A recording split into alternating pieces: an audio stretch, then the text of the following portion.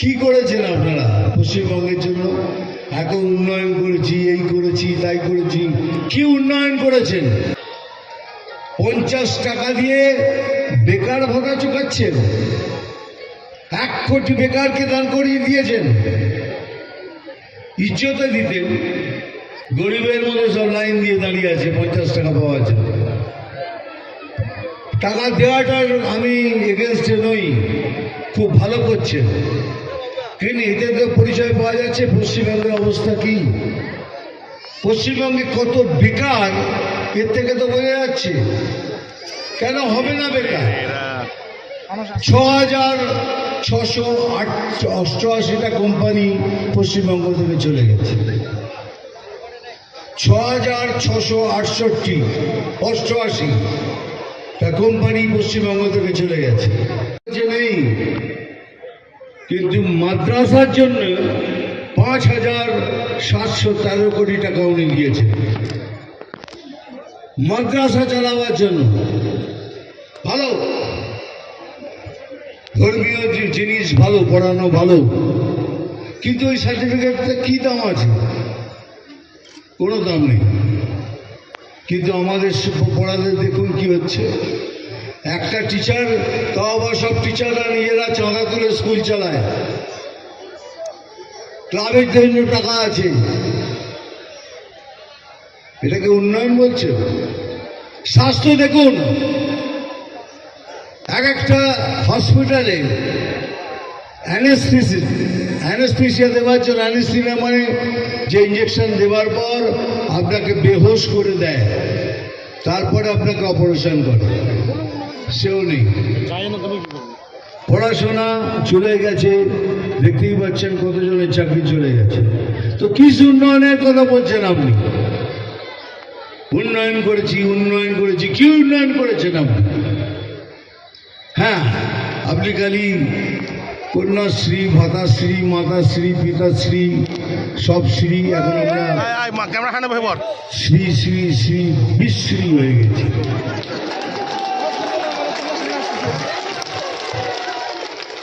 এতগুলো ভাতা, আমরা সবাই নেতা হয়ে গেছি।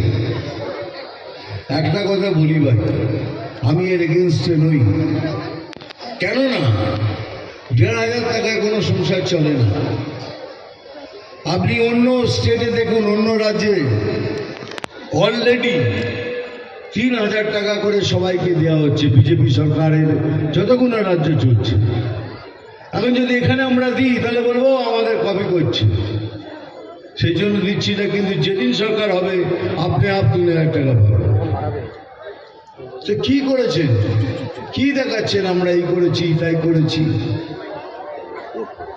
সব থেকে কষ্ট হয় কখন জানেন?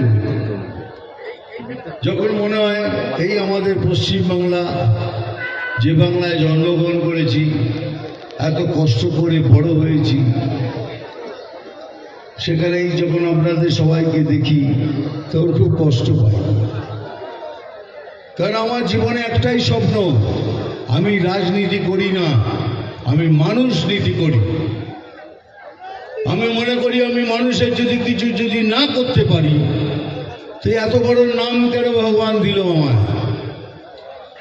আমাকে পদ্মভূষণ করে দিল, আমাকে দাদা সাহেব ফালকে অ্যাওয়ার্ড দিল, 3টি রাষ্ট্রীয় পুরস্কার দিল। ভগবান কেন দিল? কিছু করার জন্য দিয়েছে। সেই চেষ্টাই করে যাচ্ছি। কথা দিচ্ছি, যেদিন বিজেপি সরকার হবে আমি আপনাদের কথা দিয়ে যাচ্ছি। উন্নয়ন কাকে বলে দেখবেন, পড়াশোনা কিভাবে বাড়াতে হয় দেখবেন, স্কুল কলেজের শিক্ষা দেখবেন। আর যেসব কোনো মস্তান হয়ে ঘুরে বেড়াচ্ছে না, তাদের জন্য এই ডায়লগটা রয়ে গেল, পড়ে বলবো।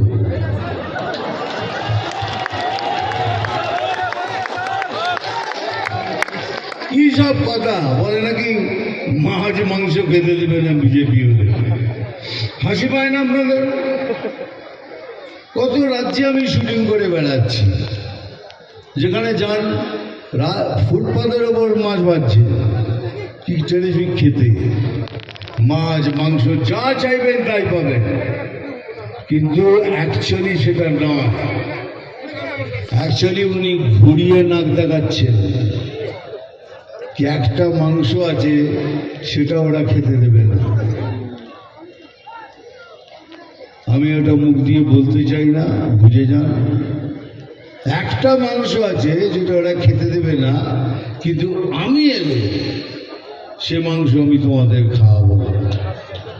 সেই জন্যই উনি ঘুরিয়ে ঘুরিয়ে বলছেন এরা মাছ খেতে দেবে না, মুরগি খেতে দেবে না, ডিম খেতে দেবে না, এগুলো বাহানা।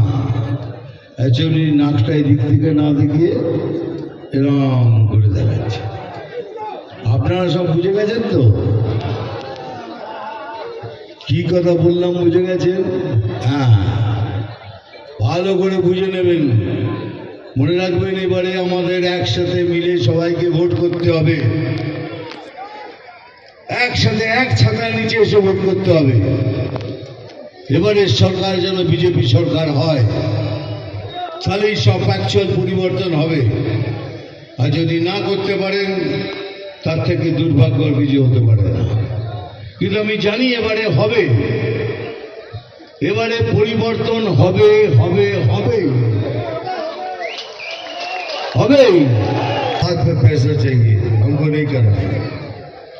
আমি নিজে কতজনের সাথে কথা বলেছি, চলো না ভাই, बोलो सर उस दिन आएंगे जिस दिन पश्चिम बंगाल में बीजेपी सरकार आएगी, उस दिन हम लोग सब बिजनेसमैन फिर से बंगाल में आ जाएंगे।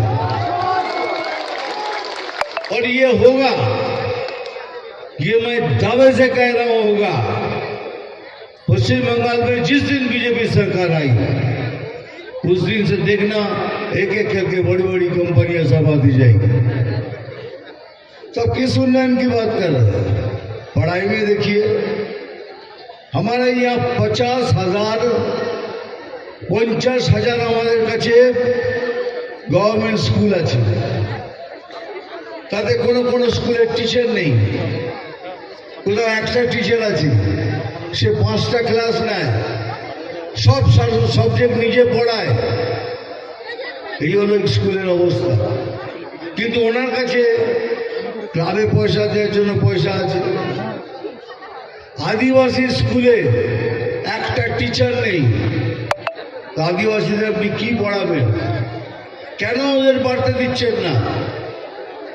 এই জন্যই আপনি তাদের অশিক্ষিত রাখতে চান, কি আপনি যত মিথ্যে কথা বলেন তারা যেন সহজে ওটা বুঝে যায়।